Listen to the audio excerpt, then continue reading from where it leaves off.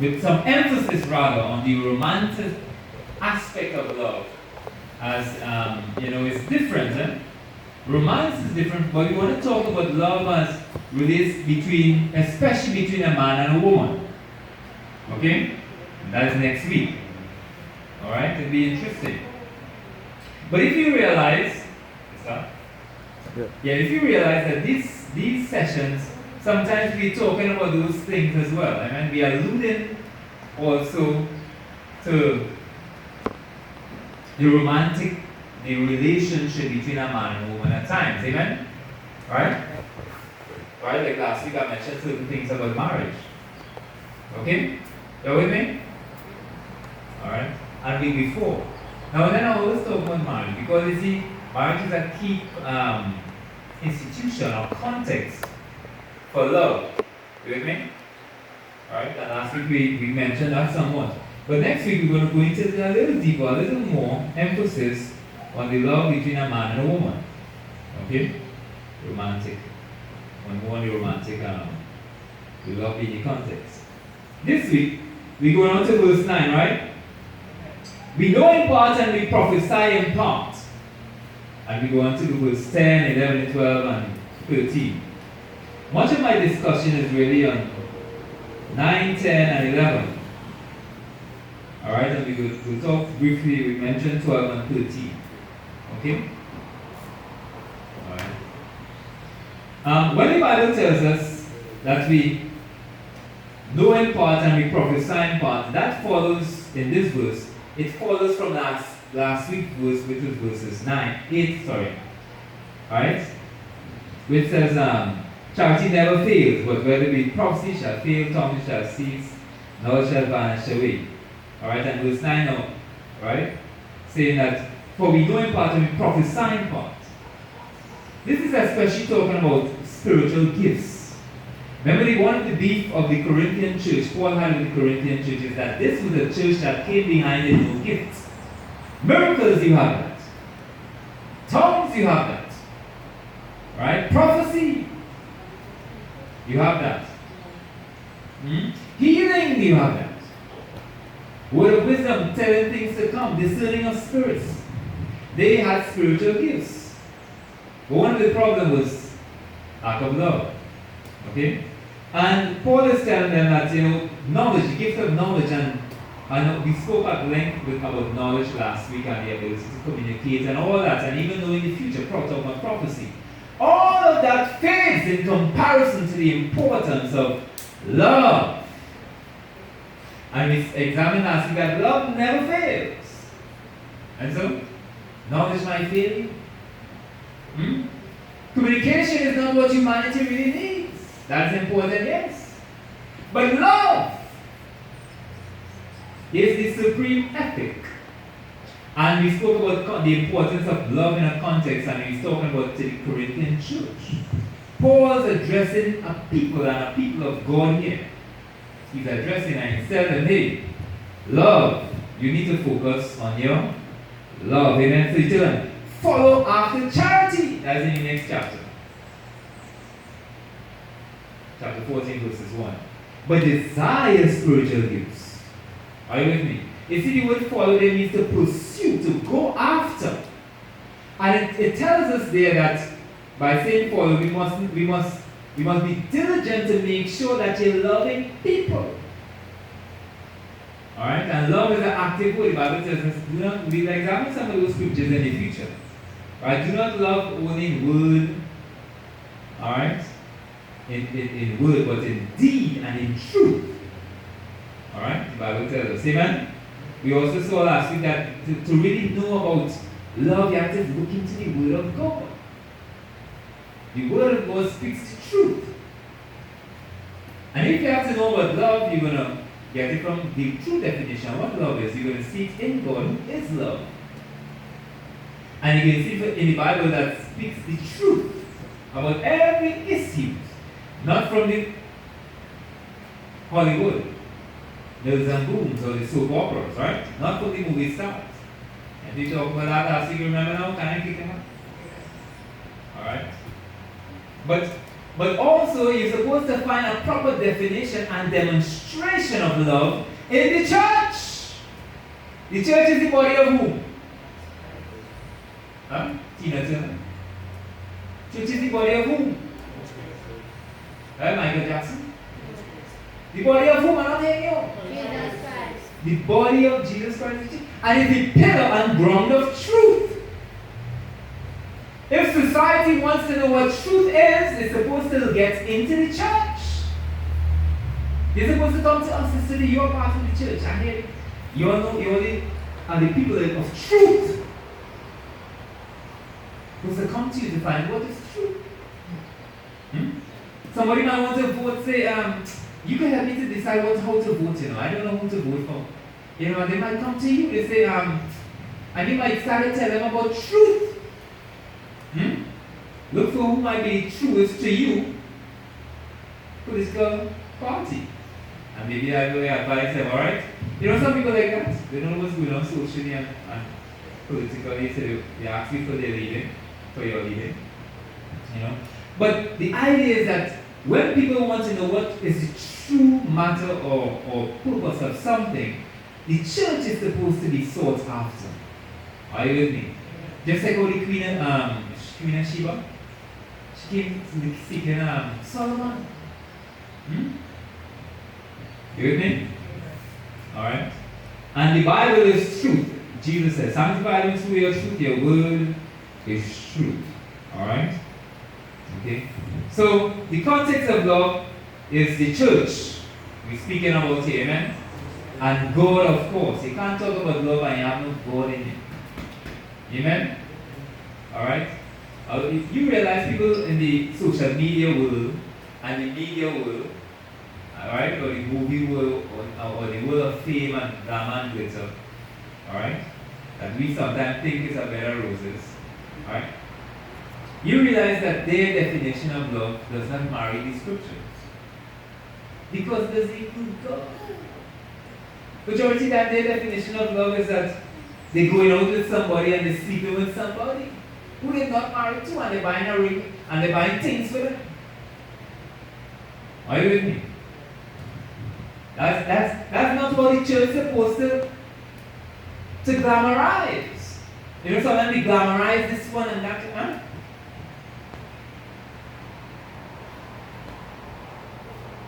This is supposed to be our glamorization, right? And exemplifying, right? Our demonstration, the word of God, amen? Right? So Paul is saying, impart all these things we know and we do in terms of gifts and prophecy and so on. We are doing it in part, in terms of we're not given the whole picture when we prophesy. Even when we speak by the inspiration, the word of knowledge. Alright? Alright? And we know in part, he's referring really to gifts. But if you to expand knowledge in the sense of all that we know or study and so on, we still know in part. Are you with me?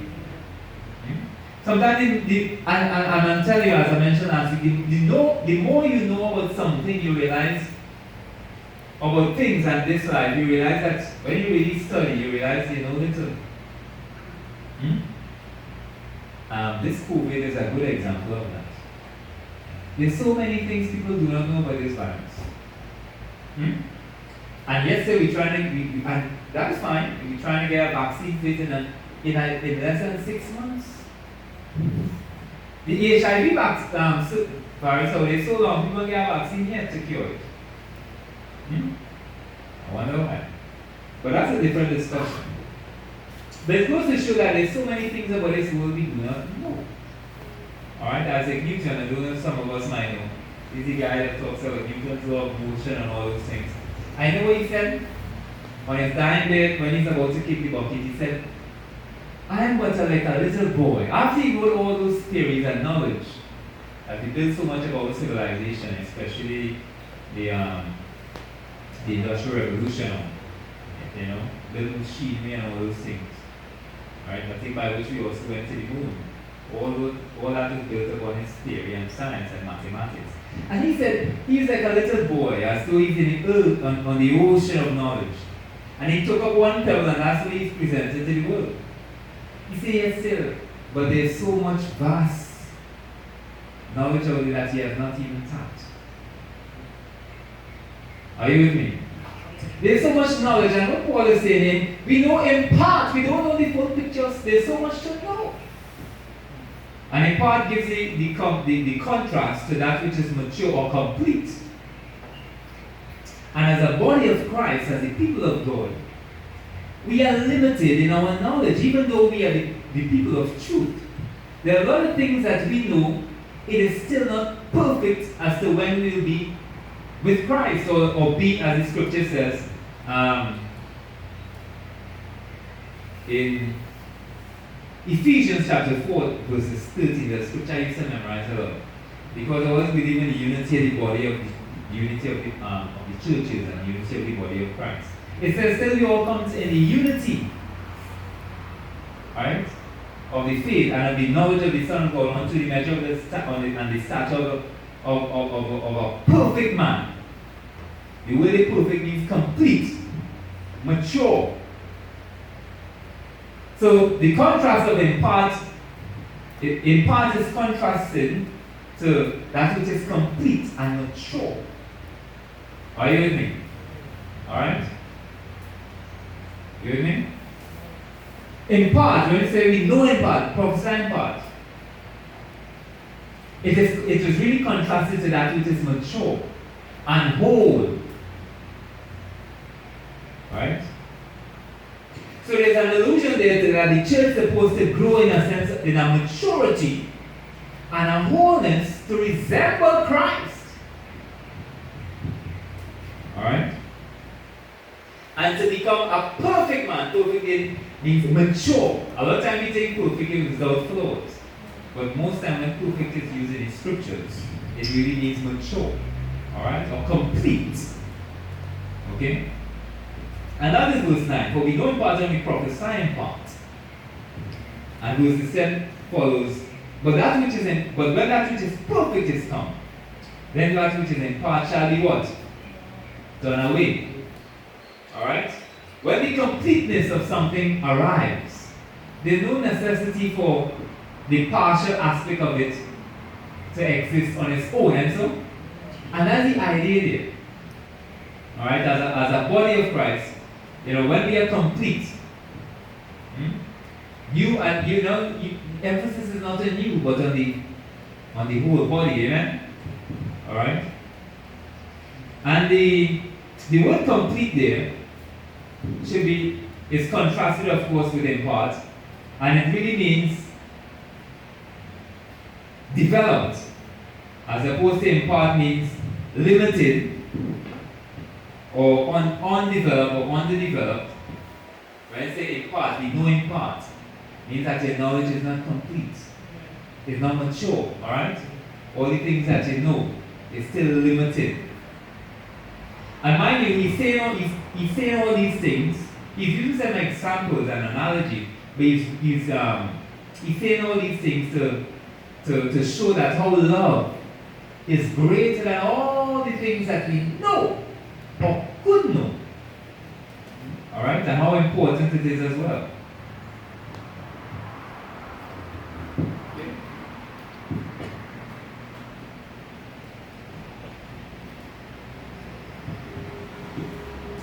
But so completion, in the sense of being perfect or age, really has to do with when that which is in part, when that which is perfect is come, then that which is in part shall be done away. That which is perfect talks about being mature in age, in maturity of character, alright? Which also means in your behavior as well. Are you with me? Alright? There's some deep things he's writing here, the Apostle Paul. Alright? And so he said, when that which is perfect is come, that which is complete, when the completeness is come, or when maturity is here, alright? The things that are in part, the things that are limited, things that are by itself isolated, will be rendered useless. Alright? You with me? Alright? Will be rendered useless. You will need it again. So gifts and prophecies and tongues and all those nice things that the church of Corinth so beautifully enjoyed. The Apostle Paul did not say this is a waste of time. Right? But the importance was emphasized, the importance and the emphasis was in this writing to them was love. And like yesterday, I tell you, desire spiritual gifts. Amen? Desire spiritual gifts. But make sure that you're really ambitious about love. Are you with me? Love must be the pursuit of the church. As we've really seen in the context of this whole writing here. Talking about gifts, He's writing about spiritual gifts. When you look at 1 Corinthians chapter 12, chapter 13 and 14, smack in the middle of talking about gifts, he puts chapter 13 there. And it's talking about love. You see, we as a church can get so carried away with the things that we do and supposed to do. Are you with me?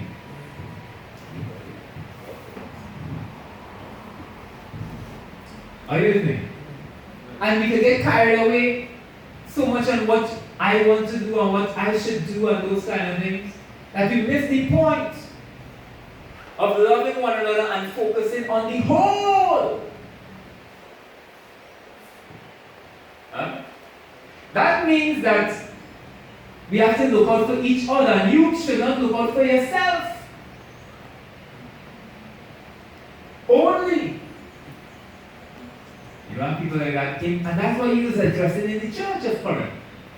The lack of love and the maturity. When you are mature as a child, alright? In fact, look at verses 11. Look at verses 11. What are you talking about this morning? What are you talking about this morning? Love, amen? Alright, focus in. Here verse 11. When I was a child, I spake as a child. I understood as a child. But when I became a man, I put away childish things. Anybody have an NIV to read it from? That same verse. NIV. NIV? Have an NIV? Alright. He said, when I was a child, I did what? He spoke as a child. Have an NIV? He understood as a child, he thought as a child. When he became a man, he put away childish things. Now, what he's doing now, he's going into a contrast there to show you that the difference between a child and now that he's a man, they're different. They're different way that he speak, think, and reason. Are you with me? When I was a child, I speak as a child. When I stood as a child, I thought as a child. But when I became a man, I put away childish things. Right? Are the verse? Are the NIV?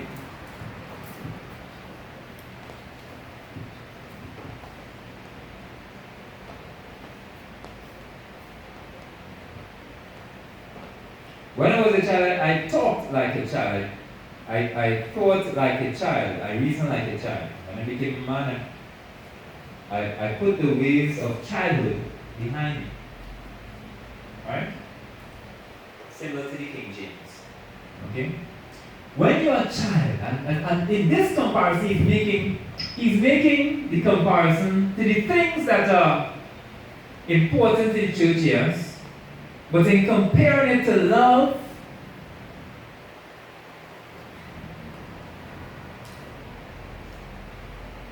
they are rendered useless. When we have a church that is loving, basically he's saying that, you're maturing. Alright? You're maturing. And the comparison there is also showing that gifts and all that, we can be children and have those things. But when you have love, it's showing that, you're maturing as a man. Are you with me? Okay? But in writing that also, there's an allusion to the fact that there are people in the church that are immature, childish, infantile. As a child, and the Greek word they use is nepios. Alright? And I'm not sure I'll be correct pronouncing, but it really means an infant. Somebody who's an infant, as a child. Say as a child. And when you're a child, there are certain ways that you speak. And let me tell you something. It's not really a teenager you're talking about. You're not somebody who was past the age of puberty. Or 12, 10, 12, 13, 14. When you use the word child, you use the word like pray. Right? Or love, or a little boy around prayer's age. Who cannot speak properly. Blah, blah, mama, dada. Yeah? How they speak sometimes she makes good sentences, and then the other time she just goes off into things you can't understand because she's speaking as a child. Right? And sometimes you just have to say yes, yes, okay, good. Are you with me? Because she's a child, that's what she is. So she speaks as a child. Amen? And that's what he's saying there. And also, he said, when I was a child, I thought as a child.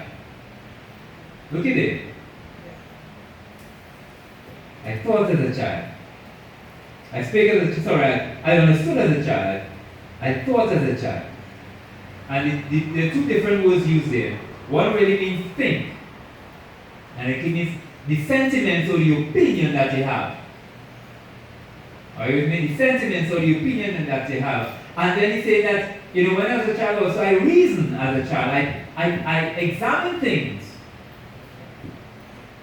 I examine things. I take inventory as a child. Alright? As a child, in other words, how you look at things. When you're a child, when you look at certain things, when you examine things, when you reason about things, it's your reason and ability to speak and reason and think and so on is appropriate to your childhood and your age, okay? Alright? And it is, when I say childhood, they're relevant to the term. We're not talking about teenagers or young adolescents. Talk about infant, those in kindergarten age. And the contrast there, but when I became a man, I put away what? Childish things. And a man really there means that somebody who is adult, a mature person. And the Greek word could also mean husband.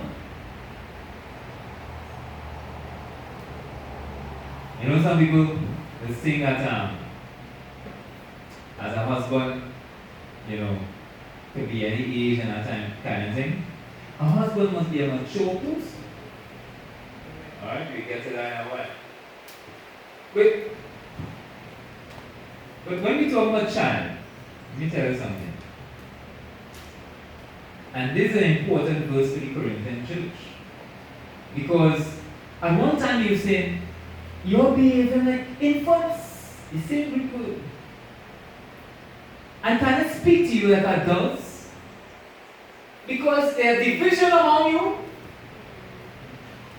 Or you're quarreling and fighting and bickering one another. You're going to the law against one another even before the unsaved. Say, are you not children? I have to speak to you like infants. And an infant have a certain way. I want to demonstrate. I didn't think but talking much here. I want to do a demonstration. When he was a child, he taught as a child. When he became a man, he could do childish things, right? So certain things will be childish. Mind you, this is not we really talking about it. Because today you have big men who have made this a sport. You all know that? It's a sport how long they can make it and how they can catch. Woo, woo, woo. I played with somersaults, boy. I think it fly. It's no kind of thing. That's somersaults and playing. Wow. The issue is not play. When you think about the really childish things, think about that. The issue is not playing about. Wow, I played somersaulting, boy. That's how you play no way anywhere. I see. You understand? That's how a child is, you know, John. You play no how to be perfect. Huh? As a man, you always play how to go forward. Alright? I know those who build this thing need to check on engineering. Huh? But I play like something. Woo! Wait, look at my plane. Wow, I like my plane. This is my plane. This is my plane. Wow, look at my plane. Whoa! Whoa! No, my plane. No, my plane. No, my plane. Go slow. My plane. No. My plane. Woo!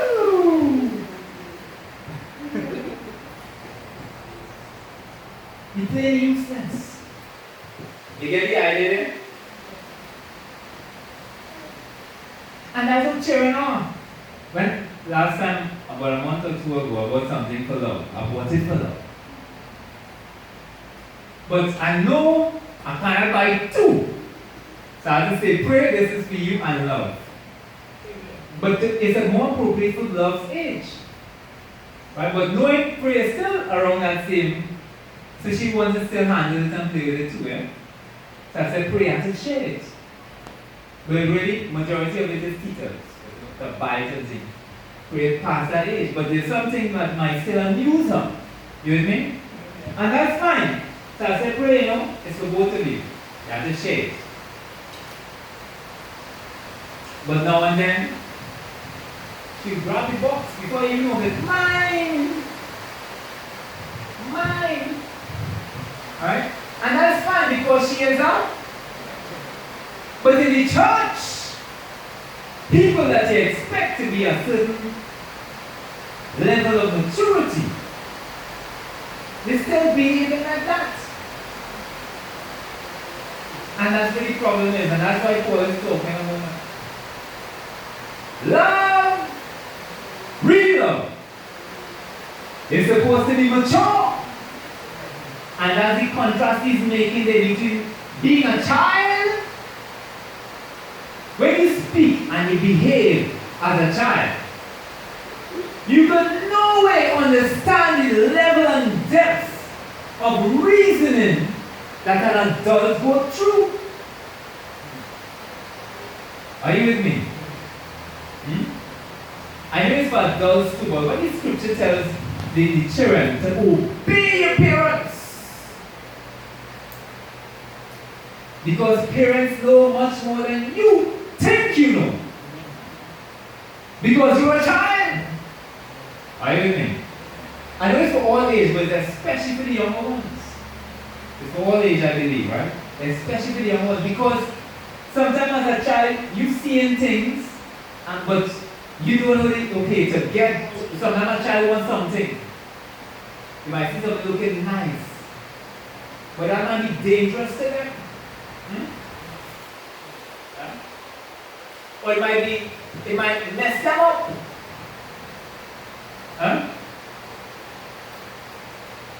It might get them addicted to whatever it is too soon in their life. Are you with me?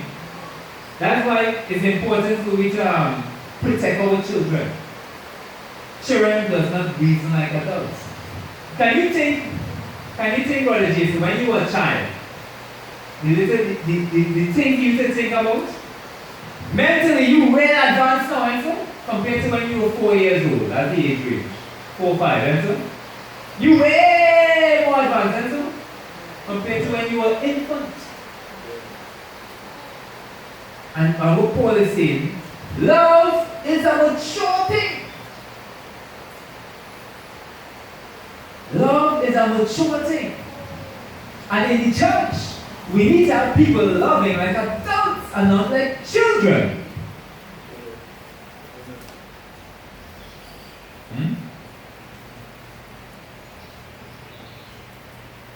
So, when you get big, and you meet your husband,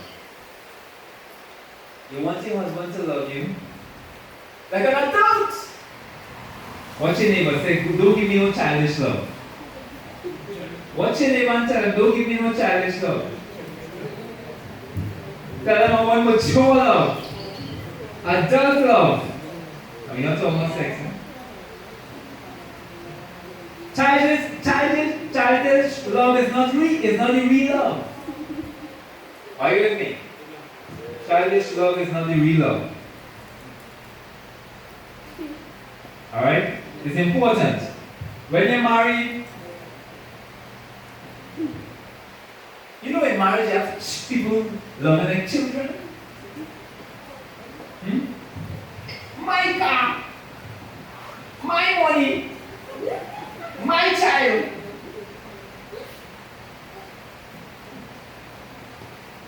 When we're supposed to be saying God's car, even in the church, God's money.